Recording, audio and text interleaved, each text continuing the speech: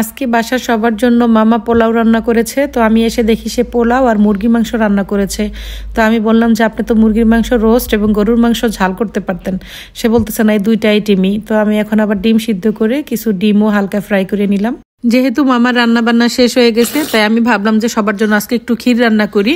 তো এই যে আমি এখন ক্ষীর রান্না বসিয়ে দিয়েছি। যেহেতু বিকেলবেলা খাবো, এখন রান্না করে রাখলেই ভালো হবে।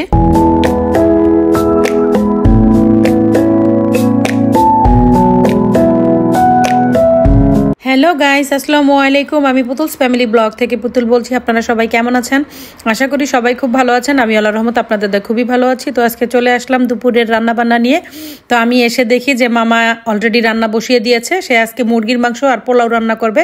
তা আমি ভাবলাম যে ডিম সিদ্ধ বসিয়ে দিই, কারণ পোলাওর সাথে কিন্তু ডিমটাও খুব ভালো লাগে।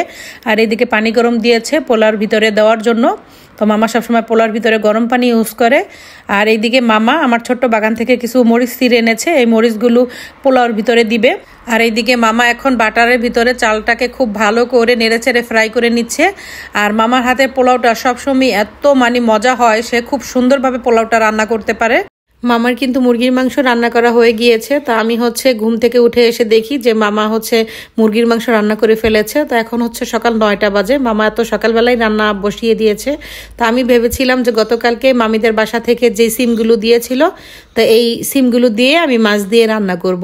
তো এসে দেখি যে মামা অলরেডি মুরগির মাংস রান্না করে ফেলেছে, এখন পোলাও রান্না বসাচ্ছে। তো আমি আবার বললাম যে তাহলে তো মুরগির মাংস রোস্ট করে ফেললে আর গরুর মাংস ঝাল করে ফেললেই ভালো হতো। তো মামা বলতেছে যে সকাল থেকে দেখতেছি খুবই বাহিরে বৃষ্টি হচ্ছে, তাই ভাবলাম যে আজকে পোলাও আর মুরগির মাংস রান্না করি। তো দুইটা আইটেম দিয়ে তো আর খাওয়া হয় না, তাই আমি আবার এসে ডিম সিদ্ধ বসালাম। ডিমটাকে সেদ্ধ হওয়ার পরে আবার একটু হালকা ফ্রাই করে নিব।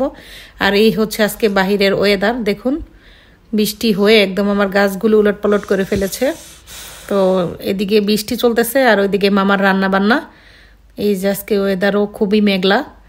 আর এই যে এদিকে মামা এখন পোলাও বসাচ্ছে রান্না। তো বেশিক্ষণ লাগবে না পোলাওটা হতে।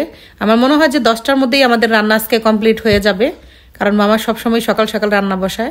তোমাদের সাথে কথা বলতে বলতে ডিম সেদ্ধ হয়ে গিয়েছে। এখন মামা এগুলোকে ছুলে নিচ্ছে। এগুলো ছোলার পরে বাটারের মধ্যে সুন্দর করে ফ্রাই করে নেওয়া হবে।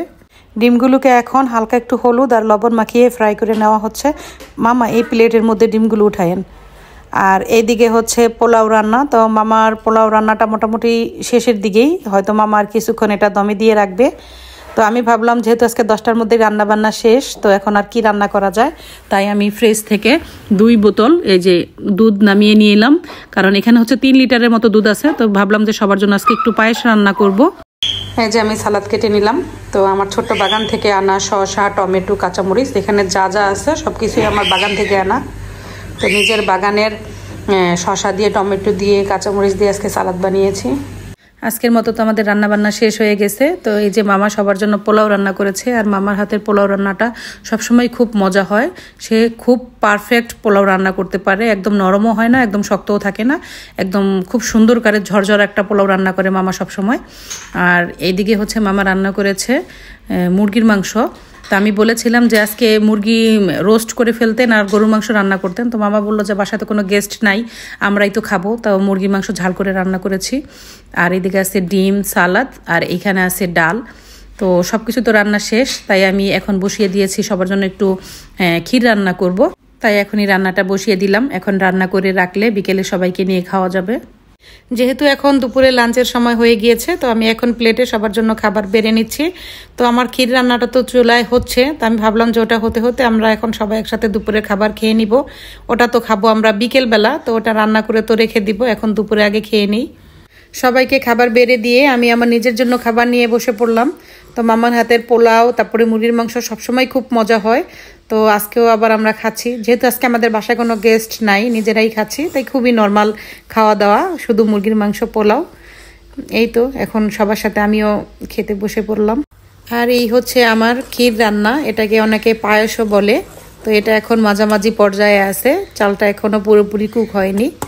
তো আমি ভাবলাম যে বিকেলবেলা আমরা তো প্রতিদিনই কিছু না কিছু নাস্তার আইটেম করি। তো আজকে যেহেতু পোলাও মাংস খাচ্ছি, আজকে তার সাথে ক্ষীরটা হলে ভালোই হয়।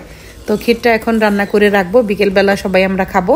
তো গাইস, আমার তো ক্ষীর রান্না শেষ হয়ে গেল। আমি একটা ছোট্ট বলের মধ্যে ঢেলে নিয়েছি। এখন এর মধ্যে কিশমিশ আর কাজু বাদাম দিব। তো গাইস আমি সেটাই চাইলাম যে আজকে আমরা সবাই বাসায় কিভাবে দিনটি কাটাচ্ছি আর আজকের এই বৃষ্টির দিনে আমরা কি কি রান্না করলাম সেটা একটি ছোট্ট ব্লগের মাধ্যমে আপনাদের সাথে শেয়ার করি। তো আমি আশা করি আমার আজকের এই ছোট্ট ব্লগটি আপনাদের ভালো লেগেছে। দেখা হবে পরবর্তীতে নতুন কোনো ব্লগে। সেই পর্যন্ত সবাই ভালো থাকুন, সুস্থ থাকুন। খোদা হাফেজ।